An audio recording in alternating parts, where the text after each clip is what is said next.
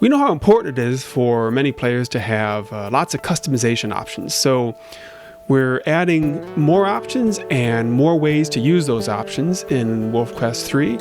So here we have the basic wolf customization screen, and you might not recognize this texture. This is the new and improved Tawny wolf texture. So we've always had these 5 coats in the game from the very beginning.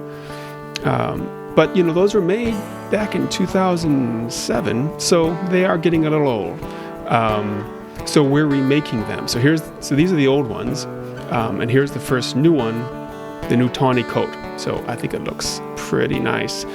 We've also got the same tinting options as before, so you can make it darker or lighter on a grayscale spectrum, and then on a browner spectrum. So that's the same as before, and these other coats, we'll probably do a little touch up on those too, but the main thing is that these original coats are going to be newer, higher resolution, and I think just beautiful.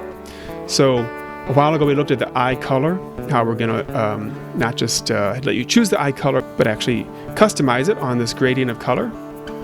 But we've seen that before. What else is new? So you can now have 2 howls for your wolf. The primary howl, you press the H key or the howl button for that, and then a secondary howl, which you'll double tap to trigger that. So we have the classic, the original, still in there.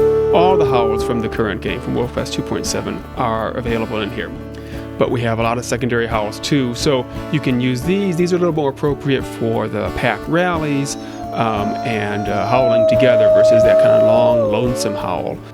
Now look at ears. So we've got the same customizations so far. Might add more in the future, but the big difference here now is it's not only just choosing one, but you can actually adjust how much you want it to go. So here you can see up here the little torn ear here. You can have just a little bit torn or more torn, so you could do that. And then you could also have a bent ear, and again you can do how much you want on it. So you can do a little bit. You could have 2 bent ears. Oh, look at that. Oh, there's a little visual conflict there with the texture. We'll get that fixed. You could have 2 bent ears, and one could have a notch in it, so you can really do a lot of different combinations here. And now we've got some new body customizations as well. The radio collar, we've always had that. Turn that on and off, but we've got some other ones now. So here, let's zoom in a little bit. So the neck ruff, you can actually, it's set to maximum in this case, but you can actually make it narrower if you want, or somewhere in between. If you want, you can adjust the back a little bit to give them a little more of a curve back, go all the way down, kind of a sway back if that's your thing. You can adjust just a certain amount of body mass, just how beefy you want your wolf to be.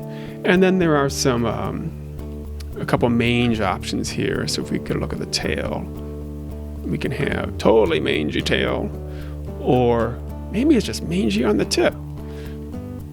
Or if that's not your thing, you can just go for maximum fluffiness. And you can even mix and match these, which can get kind of weird, but hey, gives you the choice. Yeah, not sure if I'd do that one. So, and then the stats are the same. There's a little bit of size variation, and then those will affect, obviously, your abilities in the game. And then one more new thing here, you can write a little bio about your wolf. This is not only for your own amusement, but in multiplayer, everyone can look in pack stats and select each wolf who's in the game and read their bios and look at their stats and that kind of thing. So players have been asking for that for a long time, and we're finally adding it.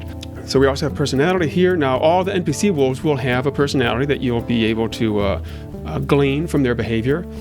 Of course, your own personality in the game really is how you behave. That's really up to you and your play style. But there's a genetic aspect of personality as well, in that your pups will inherit, to some extent, your personality. So that's what this is for. You can set your personality, what you think it's going to be, and that will be taken into consideration in the genetic calculations when your pups are born.